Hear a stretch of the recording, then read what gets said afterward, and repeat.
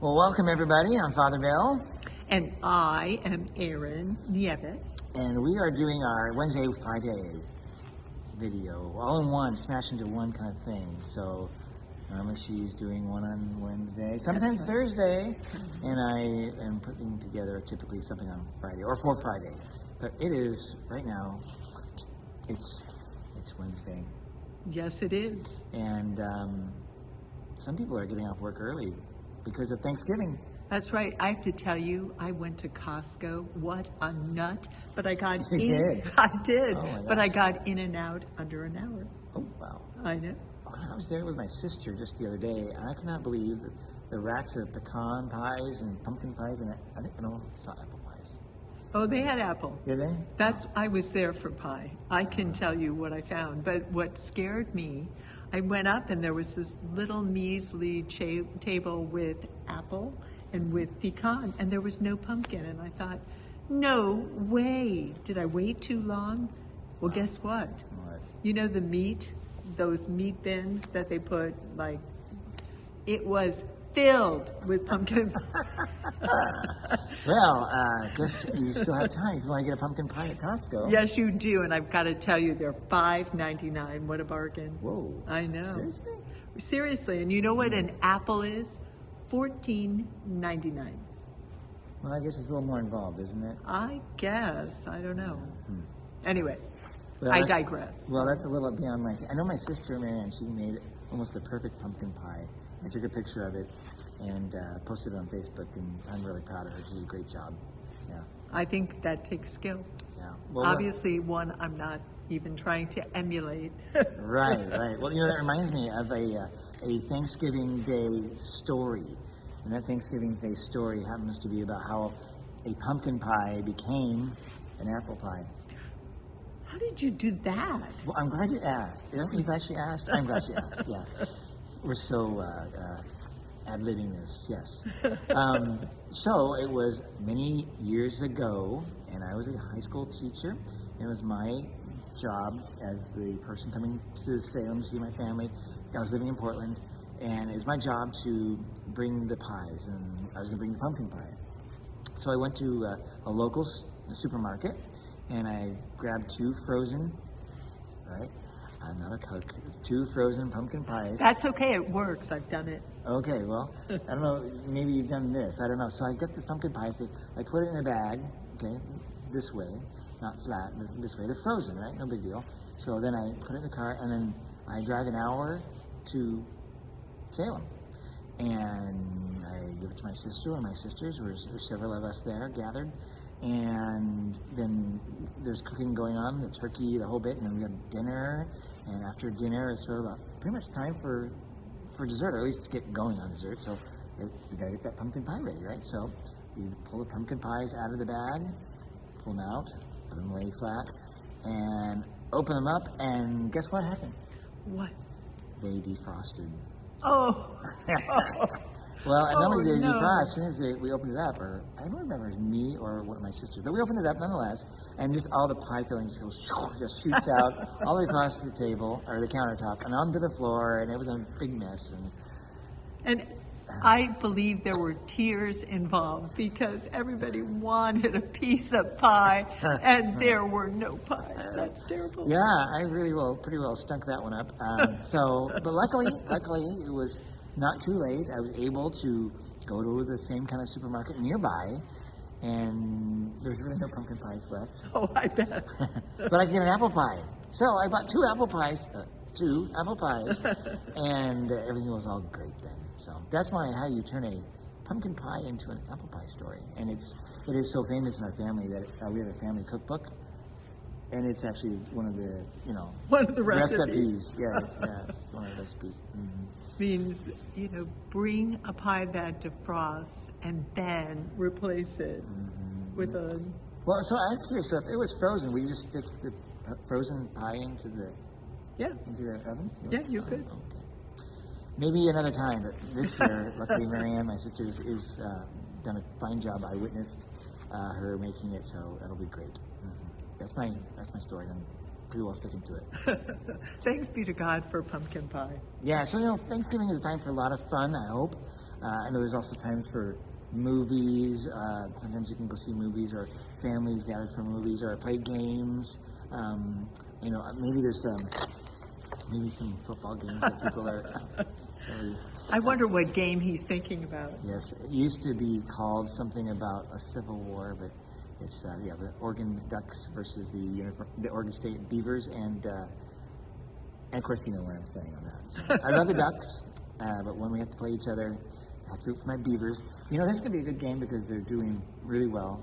Ducks, I'm sure, are favored. I haven't looked at the whatever the stats are for that, but I'm pretty sure them being ranked really high, and we're actually, Oregon State is actually ranked, I think 22. They're like 6, I think. So it's in their favor. But I just hope it's a good game. I really do watch these things for not just the game, but also for sportsmanship. That they're not being, rough with each other, because the idea of civil war, sometimes there have been fights in some of these games. I mean, I don't like that at all. I bet there are even fights at dinner tables over. That's probably true. Actually, this time of the year, this is the time I kind of call it time that's being marked. Like, we think about how was this last year, and who is here this year, and sometimes who's not here anymore, and that can bring some heavy thoughts to people, some sadness, because they're not here anymore. Well, you mean exactly that we begin to mark our time. Mark time. That's what I meant to say. Yes. No, but I think that is time. what you said. Okay. And I think we mark it by who's there, who isn't there, and how do we celebrate without those people. Mm-hmm. Right? You were talking something like that. Well, earlier. one of my most profound losses was my dad. And our kids were fairly small still, but our tradition really was to go to my mom and dad's home, which was kind of up on the foothills of California. And we would go and celebrate Thanksgiving. And that was always a big thing. And it was our tradition. And suddenly, during 2 months before Thanksgiving, my father passed away. And we were going to... Just 2 weeks before? No, September. Oh, okay. September, I should know this, 15th. So, but in the middle of all of this, we couldn't even begin to think about how are we going to celebrate Thanksgiving, how are we going to cook, do we go up to my mom's home, without my dad there and try to celebrate. So we didn't. So some of you know Mark and I are part of a monastic community, and I called them at the very last moment to see, because they have a retreat that happens on Thanksgiving. Really? Yeah, they do. What community is this? I don't... Benedictine, so St. Andrew's Abbey down in Vallejo, California. I did not know this. So what they do, they have a Thanksgiving weekend, and it includes dinner and prayer and everything that could go with that. And so I called and I said, I know this is last minute, but do you think you could let our family come? And they moved heaven and earth to allow us to be there. Wow. And what's interesting, usually you stay in the guest rooms, which are like little motel-ish kind Right, of. the retreat centers. This is not... Right, that's not glamour. It's not like even the Motel 6. It's like the Motel 2. Exactly. But you know what they have there? When they bought the property that the monastery is on, there's a ranch house. And they put us in the ranch house. I bet that was a little nicer than Oh. Motel 2, right? It's amazing. They have put it together with antiques and just everything that you could possibly want. So it was like being in somebody's home. And we had our kids were school age, and here they were facing that long weekend, no TV, none of the the things that they normally would have. But they played games, they baked cookies for the monks, which the monks appreciated. You can come anytime. Exactly. And they lived monastery time, which was really pretty holy and special. Wow, monastery time, that means like early rise and early to bed and all that. And silence and all the things that kind of go with that. So, yeah. But thanks be to God for monks who were not only generous with making room for our family, but, you know, the other part of it is their willingness to take on our children, my mom, all of us. Well, that kind of pivots it to something different than just an absence of your dad. Right. Now you have the presence of the faith-filled community that's there, helping you form a new memory, and also praying for your dad and the family. Yeah. No, it was the most beautiful and profound way to make something very difficult into something better. So, and then by the time Christmas came, we figured out what we were going to do, and so we set a place at our table for my dad, and we're able to move forward. Yeah. But like you said, you mark time, so that whole first year, it's the first, you know, Thanksgiving without, first Christmas, first whatever, New Year's, all of that. Yeah. Well, and folks, maybe that's going on for you. And if it is, know of our prayers and consider coming to Mass tomorrow. We're going to publish this as soon as we can so that you have the opportunity to reflect on things. And if you can come to Mass, that's a great way to be with the community.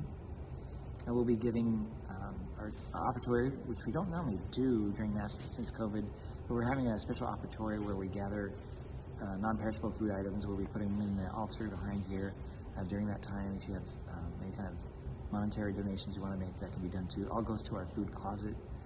But you'll be with the community, praising God, thanking God, of course. And I think this is the most profound, coming to a Mass where we have the Eucharist meaning the word Thanksgiving, and it's Thanksgiving Day. So He's the Lord of all, and ultimately everything comes from God.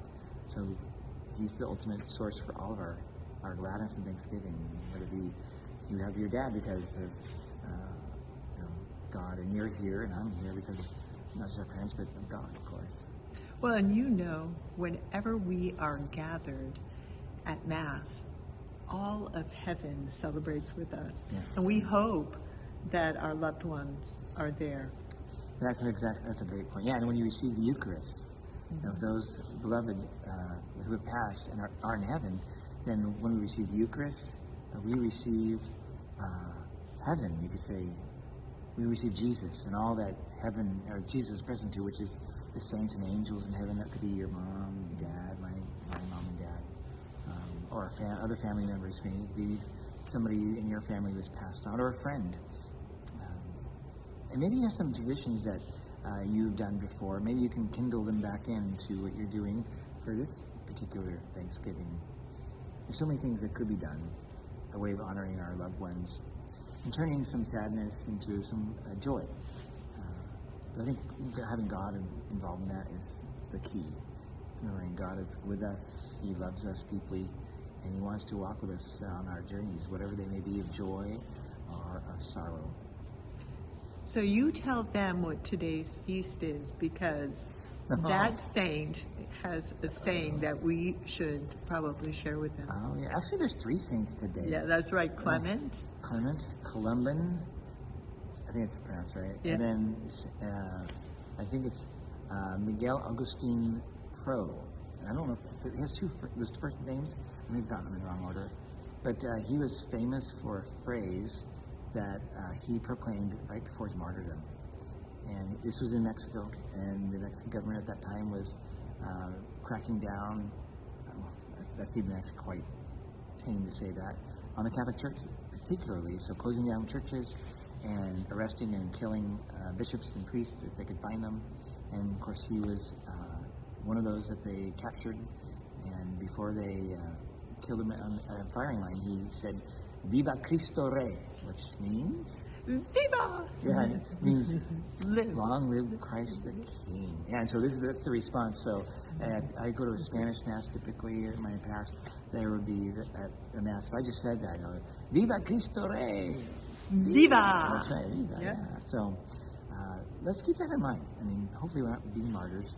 don't martyr yourself over eating too much turkey, tryptophan poisoning. Will just put you to sleep, thank goodness. We'd like to see you alive and well after you finish eating all of that turkey. Right, and that means you can come to Mass on Friday morning at 8:30 like we normally do, and repent of maybe overeating. I don't know, I'm just kidding. Or prepare yourself for eating it again. Oh, that's right. Seconds, right? That's right. Seconds, third.